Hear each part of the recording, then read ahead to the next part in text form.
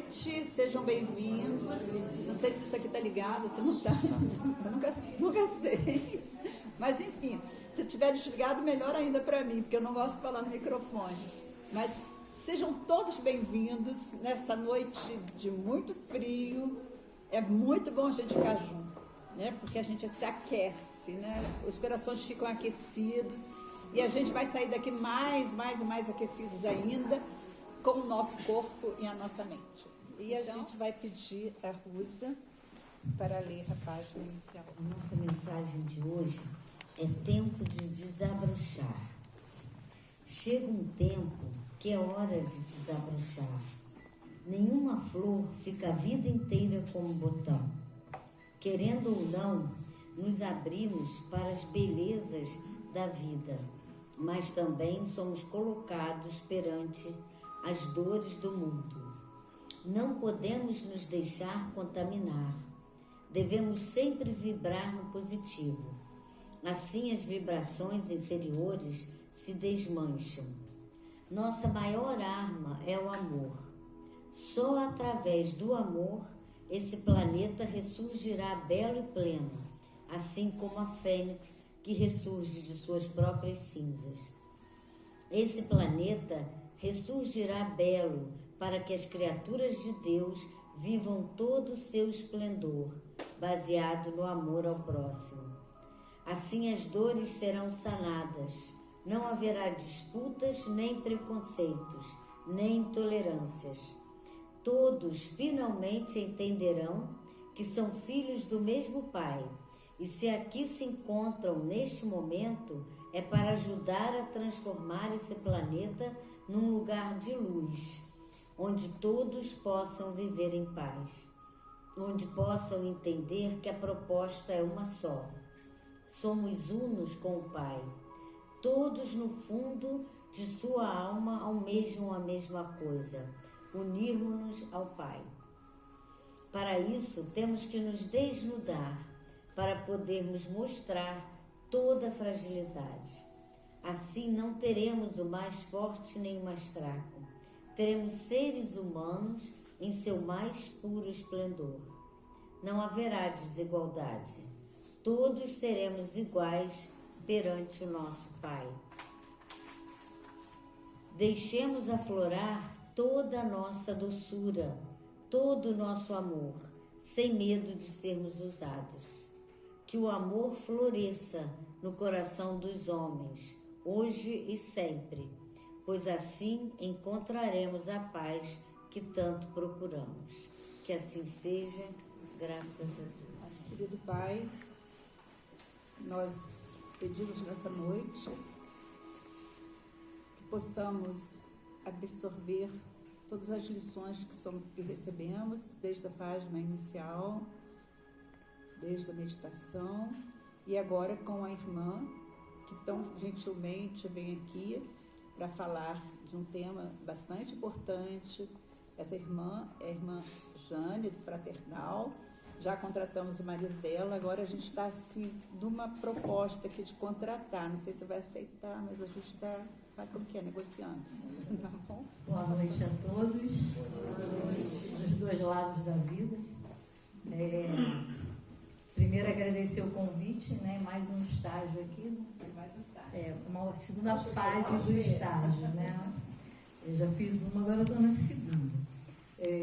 Tentando a contratação, mas como são bônus horas, né? Conforme disse André Luiz, né? O negócio é trabalhar com bônus horas.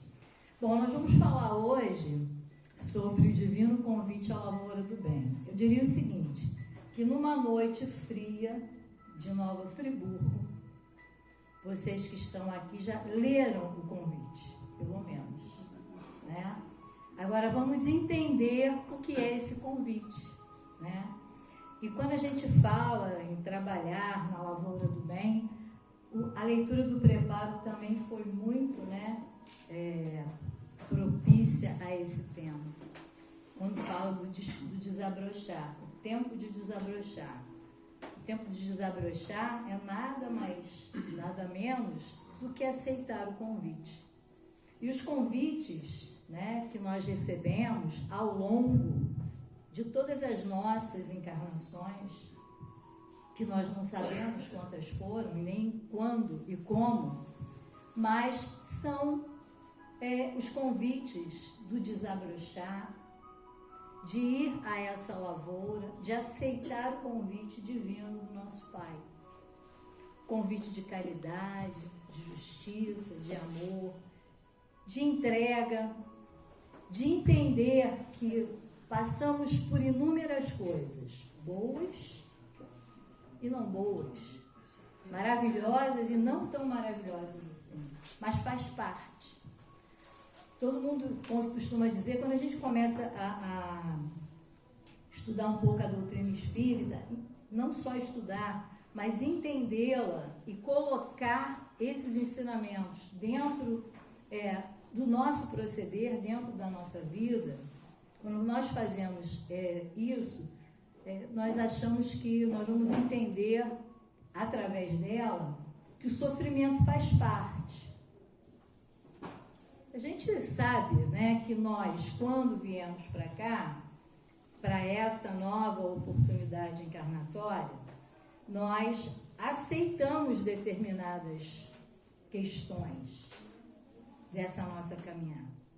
Nós aceitamos missões, nós aceitamos peregrinações, nós aceitamos desafios. E é isso. A encarnação, a vida, esse momento que a gente está, é um momento de grande desafio.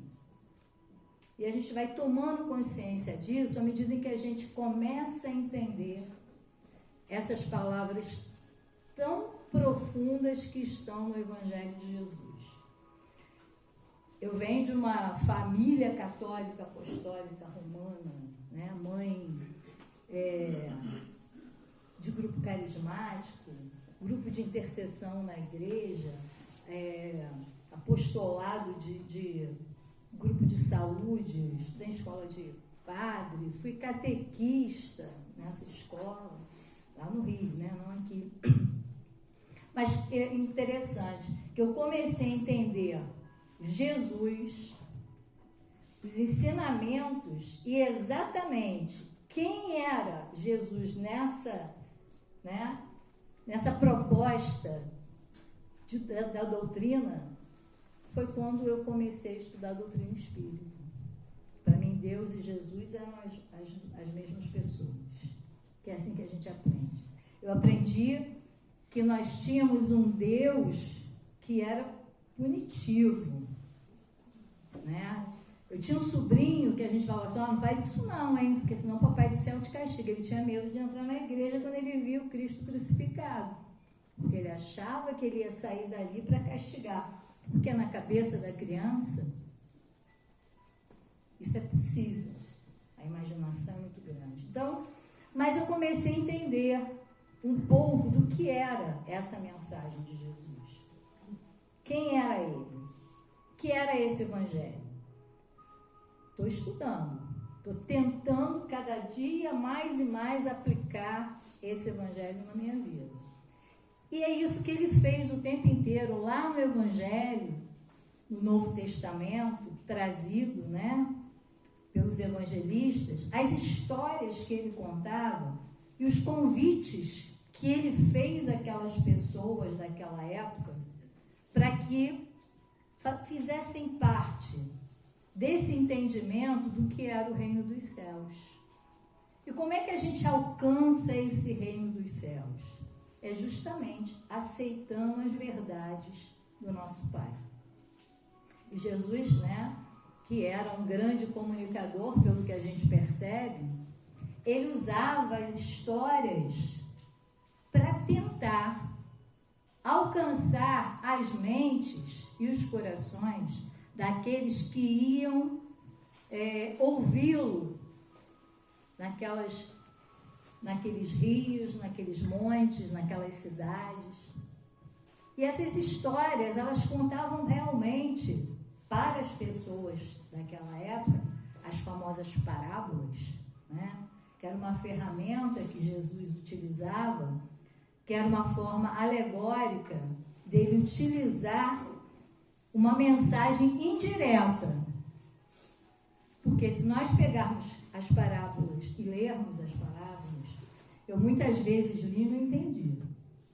Aí quando eu comecei a estudar um pouco mais, e quando a gente vai lá no Evangelho e lê uma delas e vê o que está inserido naquela história, né, nessa mensagem direta, eu falei assim, nossa, será que eles entenderam naquela época? Mas eles entendiam, porque quem contava isso para eles?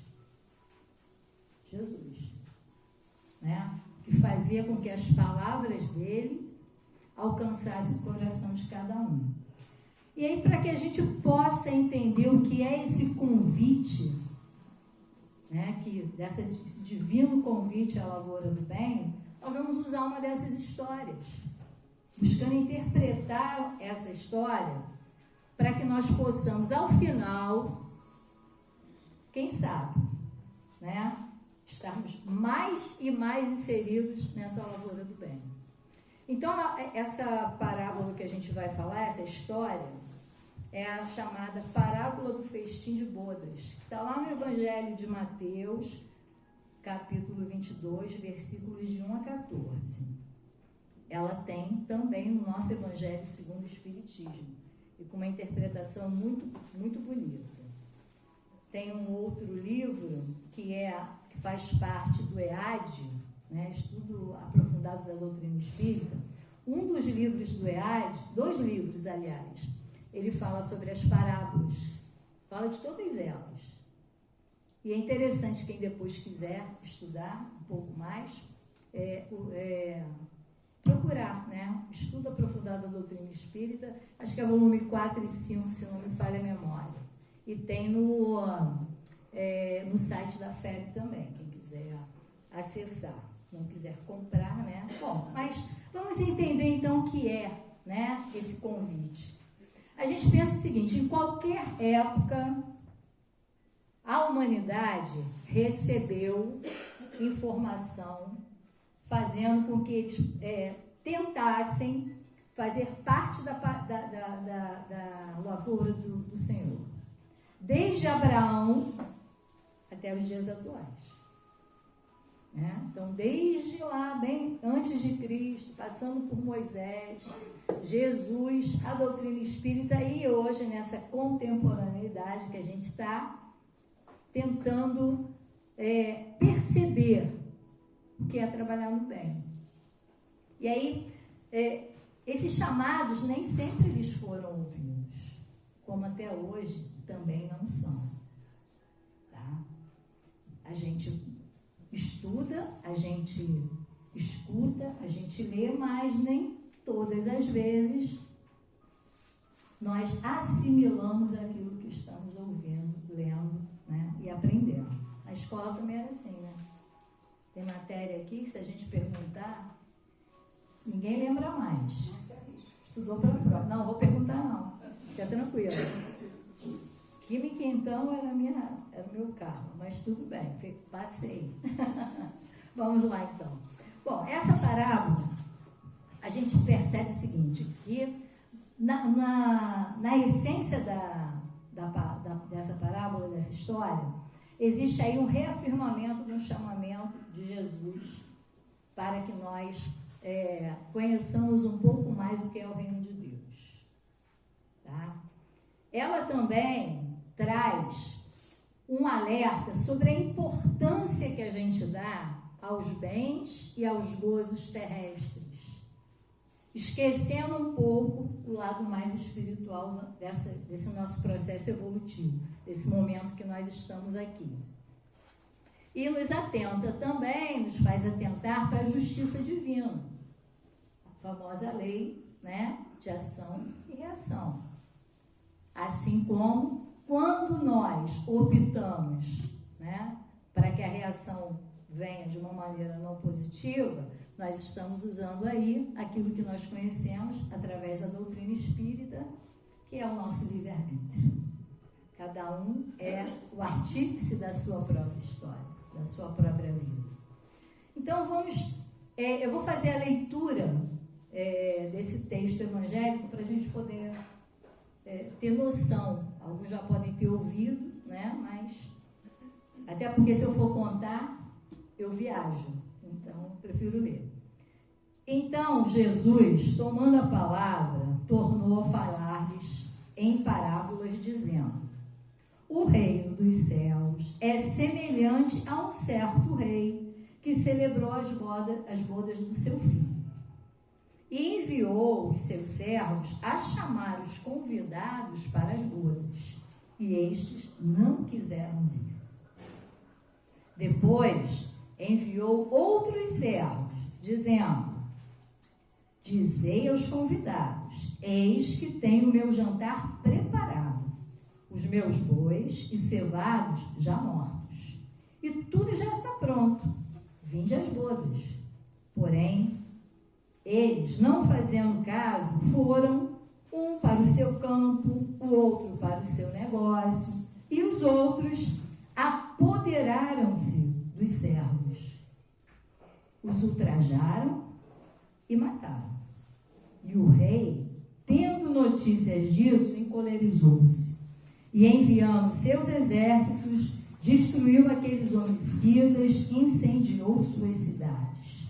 Então disse aos servos: as bodas de verdade estão preparadas, mas os convidados não eram dignos. E depois, às saídas dos caminhos, e convidai para as bodas todos os que encontrardes. E os servos, saindo pelos caminhos, ajuntaram todos quantos encontraram, tanto maus quanto bons. E a festa nupcial ficou cheia de convidados. O rei, entrando para ver os convidados, viu ali um homem que não estava trajado com a veste nupcial. E disse-lhes: amigo, como entrastes aqui, não tendo a veste nupcial? E ele emudeceu. Disse então o rei aos servos: amarrai-os de pés e mãos, levai-o e lançai-o nas trevas exteriores. Ali haverá prantos e ranger de dentes, porque muitos são chamados, mas poucos os escolhidos. A gente ouve essa história e até em alguns trechos a gente pensa assim: caramba, que crueldade, né? Mas para aquelas pessoas daquela época, isso fazia sentido. Para nós, hoje, nós poderíamos achar que era cruel demais, mas havia um sentido. Então vamos pensar, né, nessa história que a gente acabou de ouvir.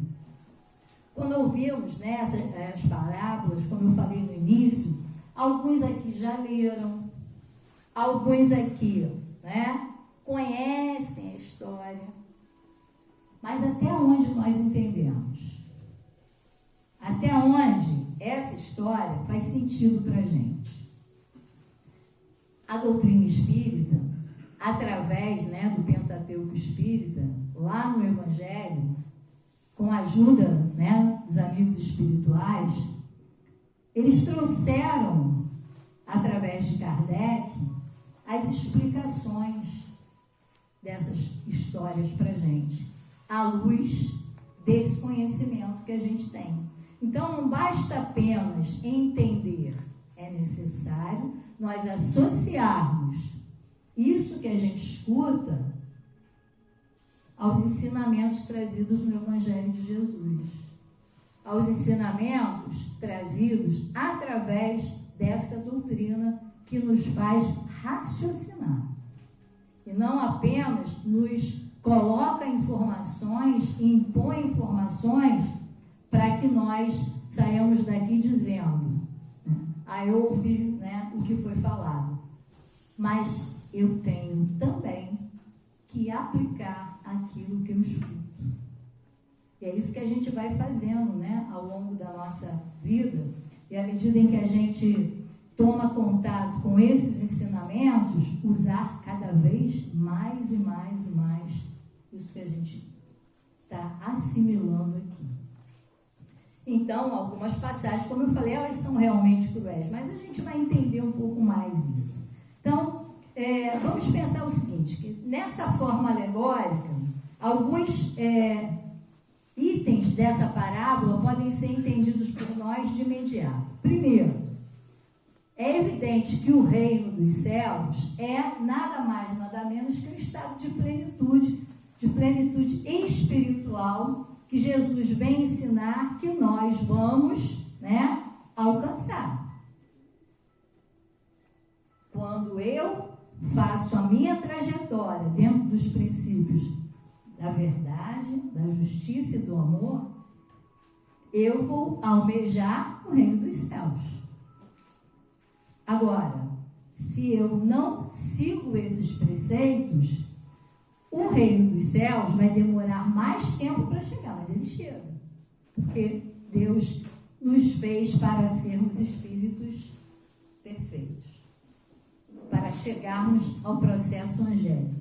Para chegarmos cada vez mais à ascensão espiritual. Agora, cada um de nós tem a sua trajetória. Muitos de nós aqui, de repente, vamos, ao desencarnar, já alcançar um patamar maior. Outros, se eu estou aqui falando, o pessoal que fala, quem fala é porque precisa mais. Estuda, mas um dia nós vamos nos encontrar, e vocês me dizem. Não precisa ir lá em casa, não. A gente espera a espiritualidade. Bom, continuando. Quem é o rei? O rei que preparou as bodas para o seu filho. O rei é Deus. É o criador, do nosso planeta. É o criador do universo. Esse é o Deus. É Deus. O rei, na parábola, em todas elas, o senhor da vinha. Quem é o senhor da vinha? É Deus. Então, existe sempre a figura do pai, do filho pródigo. Quem é o pai do filho pródigo? É Deus. Então, o rei é ele. Quem é o filho para qual ele preparou as bodas? É o Mestre Jesus. Os servos. Os servos são aqueles espíritos guardiães da humanidade. São os profetas, os apóstolos, os enviados dele, que vieram trazer as suas verdades. Esses são os servos. Que foram, convidaram, e os convidados não vieram. Que foram chamar os convidados, e os convidados o imolaram. Que foram chamar os convidados, e trouxeram todos aqueles que tinham aceitado a palavra. Então, esses são os servos. O que são as iguarias? Quando você pensa numa festa, será que vai ter buffet? Será que vai ter jantar ou é só salgadinho? O que são essas iguarias que foram preparadas? Quando ele fala lá, os bois e os cevados. Na verdade, essas iguarias são nada mais, nada menos do que o banquete que foi preparado. Qual é o banquete que o Pai Celestial preparou para a gente? Suas leis divinas. Então, o banquete preparado, é o nosso alimento espiritual. Então, de uma maneira geral, essa nossa história, ela nos traz dois aspectos importantes logo de início. É o convite que foi feito nas 3 etapas que ela aparece na história, e também a união e o entendimento dos ensinamentos de Jesus. Então, logo lá no primeiro trecho da nossa história, quando Jesus diz que o Pai, que o rei celebrou as bodas e enviou os servos, e eles não quiseram vir. Eles não quiseram vir. Quem foram esses? Então, não quiseram aceitar o reino de Deus. Então, nós vamos nos reportar lá para a época de Abraão, quando Abraão recebeu a notícia que deveria, o povo dele, que era um povo nômade, trabalhava com a agricultura, com a pecuária, que eles deveriam adorar apenas um Deus.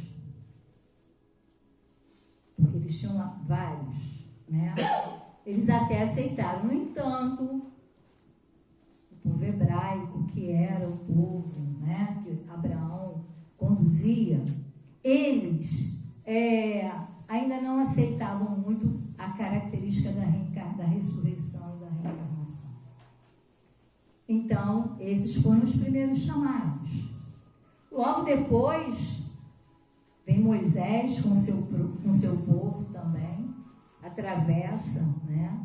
Fica no deserto, recebe os mandamentos, mas chega um momento que eles também começam a cultivar outras questões que não estavam apenas na essência das palavras de Deus, nos ensinamentos deixados por Moisés.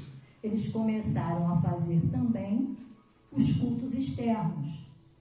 E aí são os judeus que se envolvem, né, nesse outro momento. Então, o convite, mais uma vez, não foi aceito plenamente. E esses, né, precisaram de outros momentos para reencarnar, para viver, né, esse convite. Se a gente pensar nos dias atuais, quantas pessoas, às vezes, nós conhecemos que já passaram, que já tiveram várias possibilidades de atuar no bem, seja na casa espírita, seja na igreja, seja na sinagoga, seja aonde quer, né, que o convite lhes tenha sido dado e não aceitaram. Muitos, às vezes, receberam uma educação moral boa, uma educação religiosa. No entanto, chega um certo momento que eles dizem, não, ainda não é a minha hora. Se a gente pensar nos nossos irmãos, filhos, sobrinhos, se nós tentarmos imaginar várias pessoas em que receberam uma formação religiosa e moral, mas que, na verdade, depois da idade adulta, simplesmente deixaram de acreditar ou de seguir aqueles ensinamentos que haviam recebido. Eu tive uma formação católica, como eu falei com vocês. No entanto, minha mãe teve 4 filhos e todos os 4 seguiram a religião, a doutrina espírita. E ela aceitou plenamente. Né? Porque ela deu para a gente a base moral e religiosa. E nós podemos discernir entre o certo e errado e escolher aquilo que nos trazia mais conforto ao coração e melhor entendimento desse nosso processo encarnatório. Então pensem, né? Acham que ela ficou chateada? Né? Já o desencarnou. E certamente está lá em cima, torcendo para cada um de nós. Mas é o que acontece com todos nós aqui. Às vezes a gente está na casa espírita e faz um atendimento, e a pessoa fala assim, eu não sou espírita. Não tem problema. A minha vida inteira eu fui católica. Tudo bem, a vida inteira eu fui... Não há problema nenhum. Cada um de nós deve estar, como disse Dalai Lama, qual é a melhor religião? Ele disse, aonde o seu coração estiver. Tá? Bom, e aí continuando. Aí então, no outro trecho da parábola, da história, os convidados não vieram, aí o rei, né, mandou que eles fossem procurar outros, porque os bois e os cevados estavam prontos, mas o convite feito e a recusa de novo aconteceu. Por quê? Eles resolveram ir para os seus negócios, para o campo, e não aceitaram trabalhar na lavoura do bem. não aceitaram o convite para a festa no rei. E aí vamos tentar entender o que é isso, né? Então, chega Moisés com a sua lei.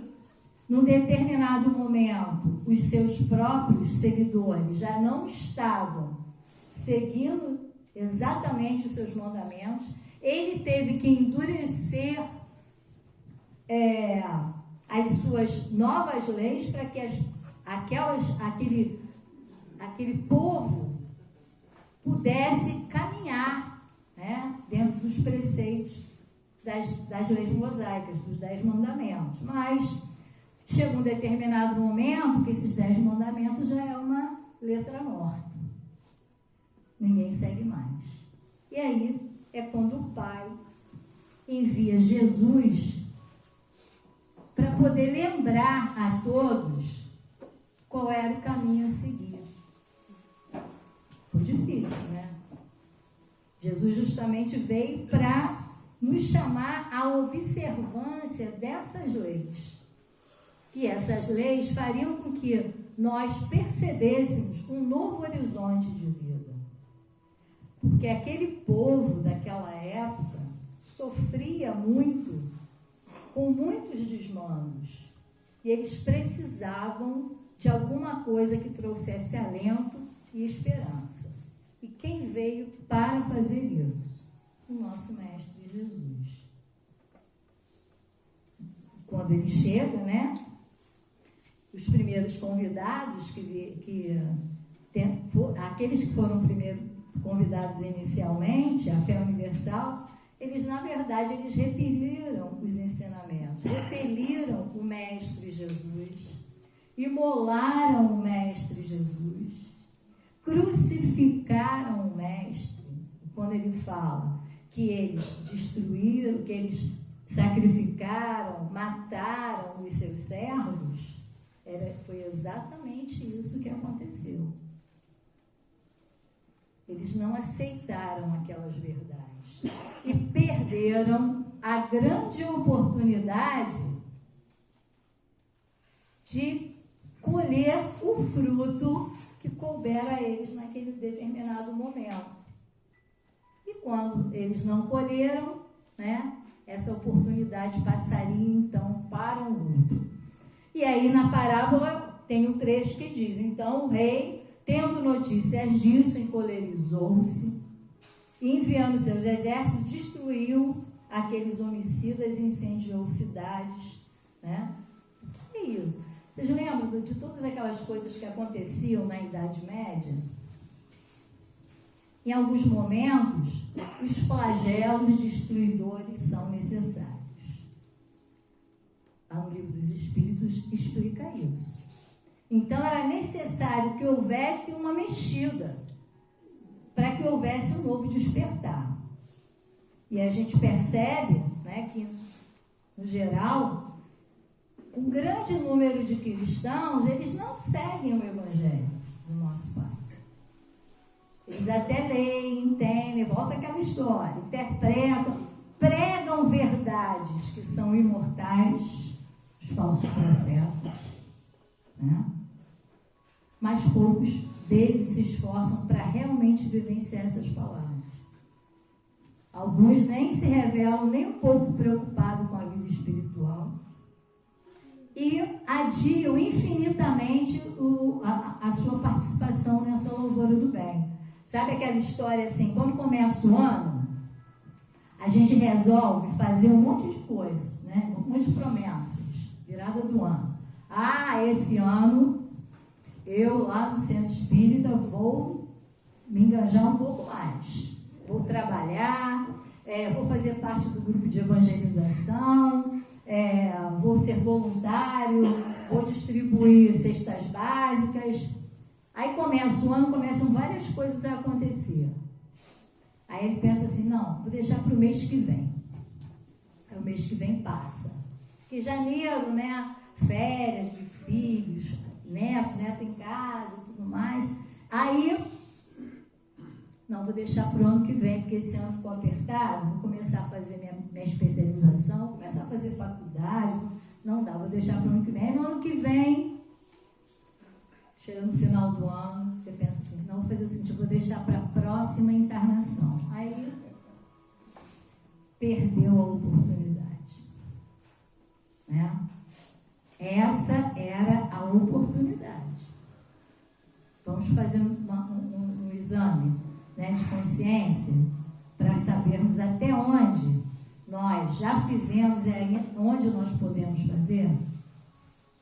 Na questão 919 do Livro dos Espíritos, Santo Agostinho fala, quando você deitar, né, à noite, mais ou menos isso, tá? Você, ao terminar o seu dia, reflita sobre tudo que você fez de bom, principalmente, né, durante esse dia. E se não fez, começa a fazer agora. Bom, continuando. Então, os convidados que se recusaram, né, a pretexto de ir para o campo, para os seus negócios, são exatamente aqueles nossos irmãos de caminhada aqui nesse momento terreno, que ao invés de pensarem também no seu lado espiritual, aonde que eles estão nesse momento? Mais preocupados em os bens materiais, mais envolvidos cada vez mais no trabalho e esquecendo da família. O pretexto é o seguinte, não, eu tenho que trabalhar muito porque eu tenho que prover, né, os bens da minha família. Mas até onde? Em que momento? A gente sabe em que momento vai partir. Não, quando eu tiver mais velho, se o mais velho não chegar, aí eu perdi o convite. Porque o convite tem prazo de validade. É essa a tua encarnação. Porque na hora que você partir e voltar de novo, aí eu falo, pessoal, vai ter que começar a educação infantil, ensino fundamental, médio, Enem. Vai ter que fazer Enem. Sabe-se lá quando, né? Porque elas já acabaram com ele. Mas as pessoas esquecem.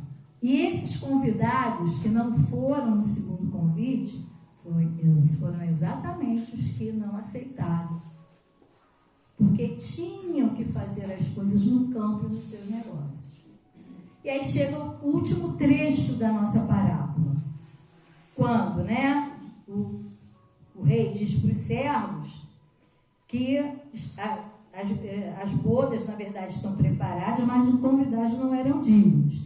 E depois, as saídas do caminho, convidai para as bodas os que encontrardes.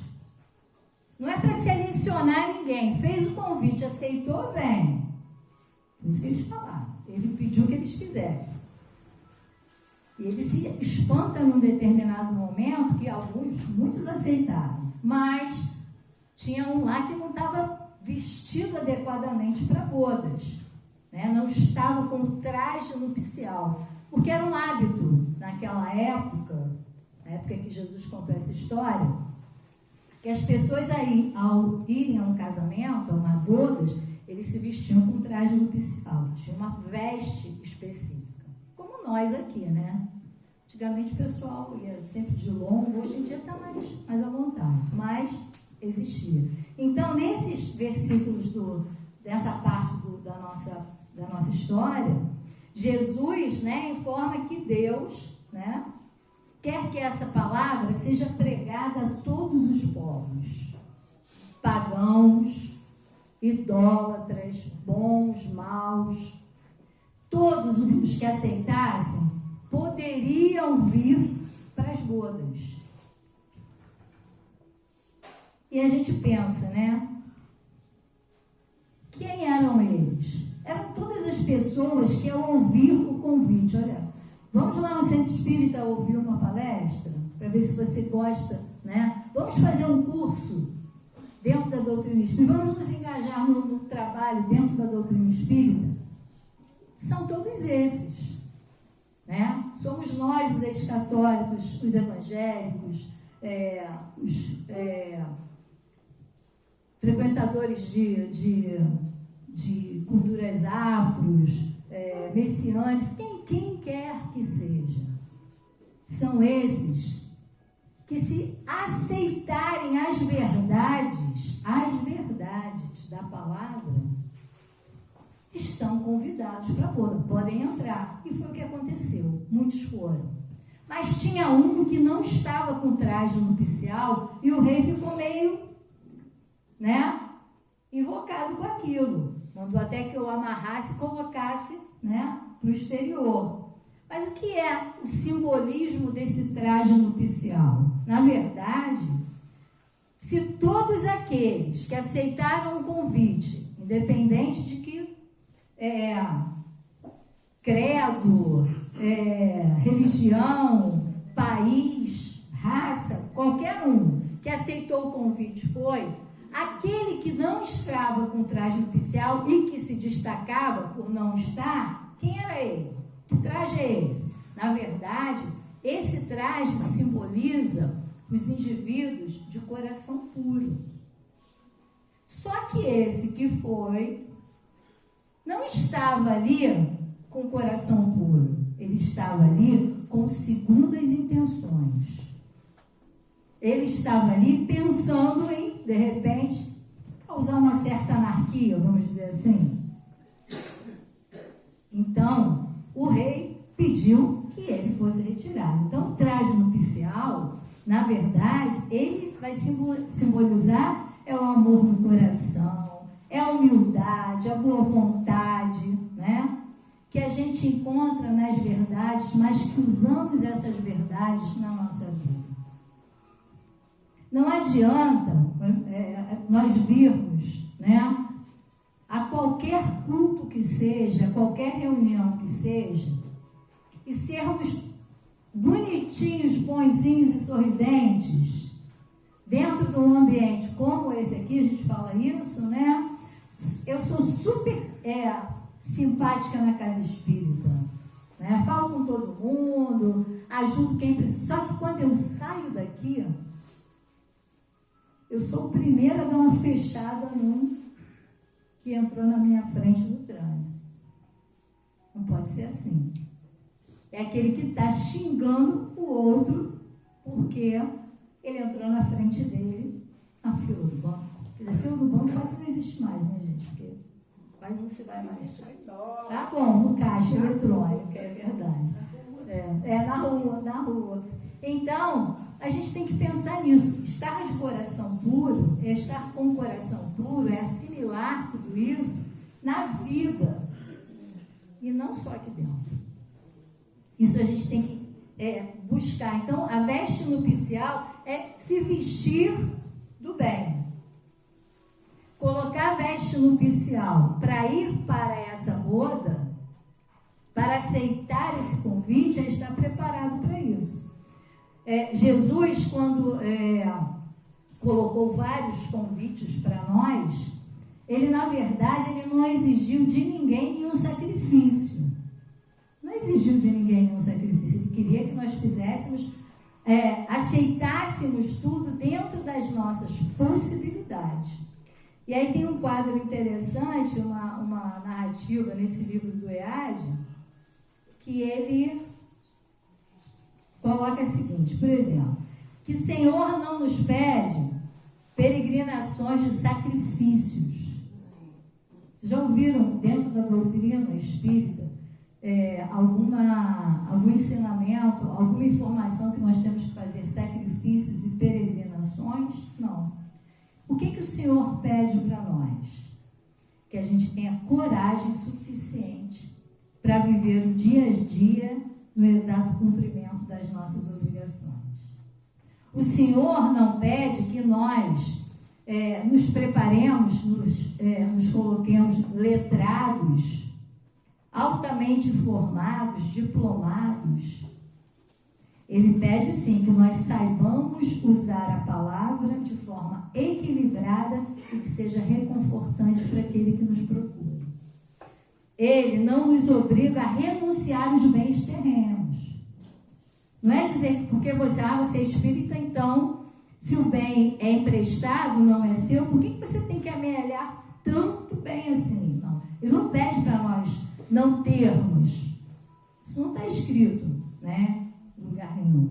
Mas, na verdade, Ele quer que nós sejamos sensatos e consigamos nos dedicar à forma mais coerente de usar esses bens, sabendo dividir, não desperdiçar, não esbanjar.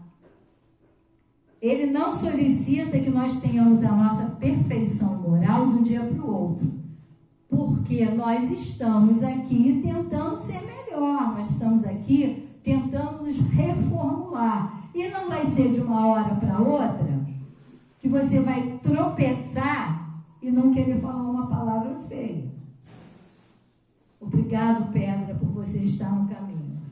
Né? Da próxima vez, não tropeço mais em você. Vai ser assim. Nós não vamos mudar de um dia para o outro, mas que a gente se proponha a cooperar na nossa transformação. E ele não nos aconselha o afastamento da vida social, ficar recluso, só rezando, né? Vou lá para o Himalaia, ficar num monte lá só fazendo orações. Não é isso, tá? Mas a gente tem que se esforçar para exercer o nosso proceder com bondade, paciência, perdão, amor e caridade. O que a gente tem que pensar é que a gente aguarda um mundo feliz. A gente quer ser feliz e a gente pode ser feliz. Sofrimentos, não diria sofrimento, mas percalços acontecem na vida de todo mundo, a toda hora. A vida, eu digo que é uma roda gigante. Uma hora a gente está lá em cima, vendo aquele visual maravilhoso.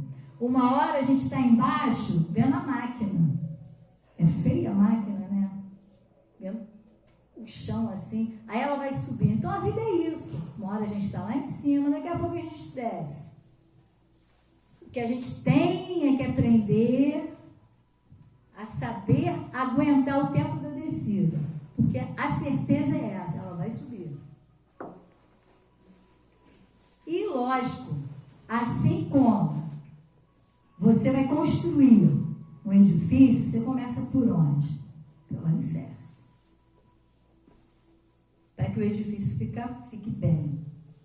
Quando nós começarmos a querer nos transformar, aceitando essas verdades e esse convite, nós temos uma coisa aqui no nosso coração chamada centelha divina, que é a centelha divina do Pai. A Rosa, né? A do amor é rosa. A do amor é rosa. Quando ela falou hoje dos amigos espirituais que estavam trazendo uma luz roxa, também que estava saindo, né, do nosso peito, do nosso coração. Olha que importância nós podermos iluminar através dessa força, desse amor que tem dentro de nós, o nosso irmão e a nossa vida, porque começa por nós.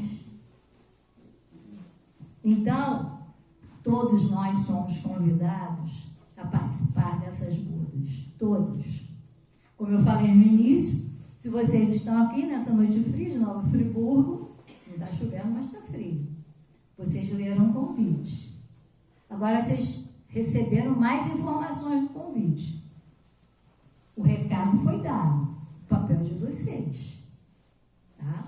Então, agora o importante é que a gente faça isso com pureza de coração e trabalhando sempre dentro dos preceitos do Mestre Jesus, do Evangelho trazido por ele.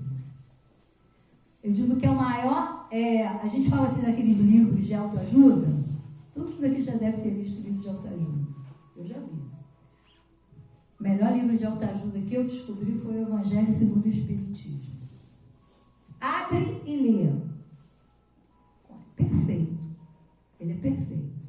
Tem sempre um alento, alguma coisa que a gente tem que aprender.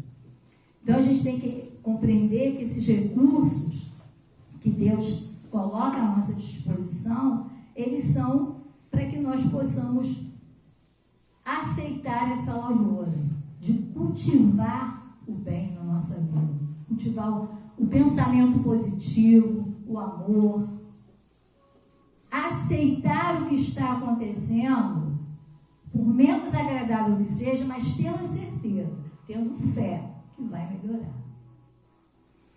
Eu tenho uma frasezinha que eu amo, que eu adoro, que ela diz o seguinte: a gente não pode perder oportunidade nenhuma, né? Quando essas oportunidades de ser melhor aparecem. E a frase é assim, ó, que a oportunidade encarnatória é apenas um momento fugidio na eternidade das nossas existências. Convite é a oportunidade, que é apenas um momento fugidio na eternidade das nossas existências, porque elas são inúmeras e a gente não sabe ainda quantas. E para terminar, o pessoal adora essa frase, né? E para terminar, quando dava aula, sou professora, fui, né? Sou aposentada já. E eu falava assim, gente, atenção. Aí um aluno virou um grupo, acabou a aula, 10 horas da noite, dando aula lá no Rio. E eu falei assim, não, vocês falaram que acabou a aula? Aí a menina falou assim, não, professor, eles falaram, acabou a aula. Eu falei, tá bom. Então, para terminar, eu vou ler uma passagem que está nesse livro aqui, Sempre Melhor, de José Carlos de Luca. Esse livro dele, ele tem várias passagens de outros livros, tanto dele quanto de Chico Xavier também. E essa ele retirou do livro Alguém Me Tocou, que é do próprio José Carlos. E ela diz assim, essa é a lição número 4. As tensões e preocupações excessivas da vida material nos apartaram do sentido real da nossa vida, que é a conquista dos tesouros espirituais. Ainda que possamos desfrutar dos bens materiais, nossa missão nesta vida não é comprar, adquirir, ostentar, possuir.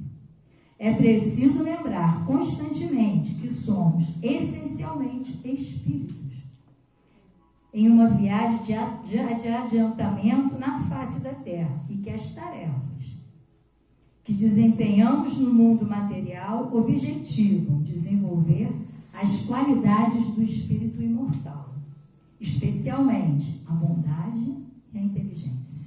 Por isso, é que nossa alma somente se alimenta das coisas espirituais. A nossa alma só se alimenta das coisas espirituais.